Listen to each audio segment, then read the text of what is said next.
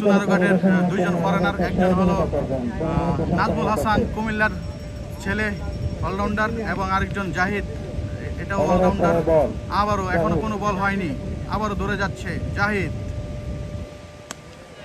Six হওয়ার সম্ভাবনা এবং সিক্স। বলার জাহিদ পেল না রক্ষা। রিপনের ব্যাট থেকে আসলো ছক্কা।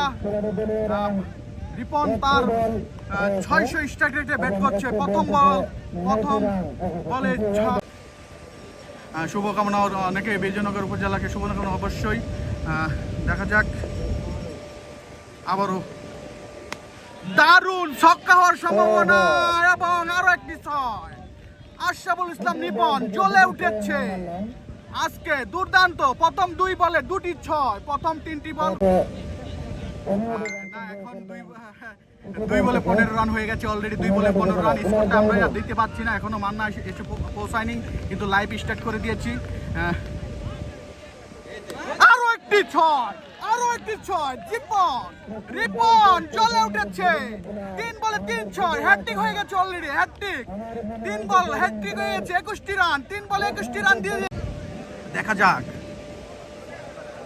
5ম নাম্বার বল নিয়ে দৌড়াচ্ছে জাহিদ, ঢাকা থেকে আগত, প্রস্তুত নিপন।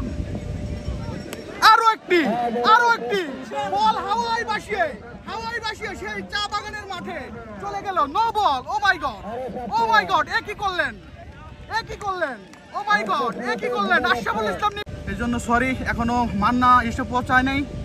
দেখা যাক, ফ্রি বল হাওয়ায় ভাসিয়ে দেখতে পাচ্ছেন চা বাগানের মাঠে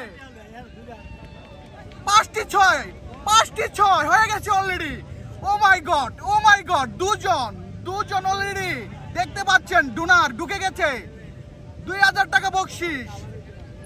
একজন কমেন্ট করেছে আমাকে প্রস্তাব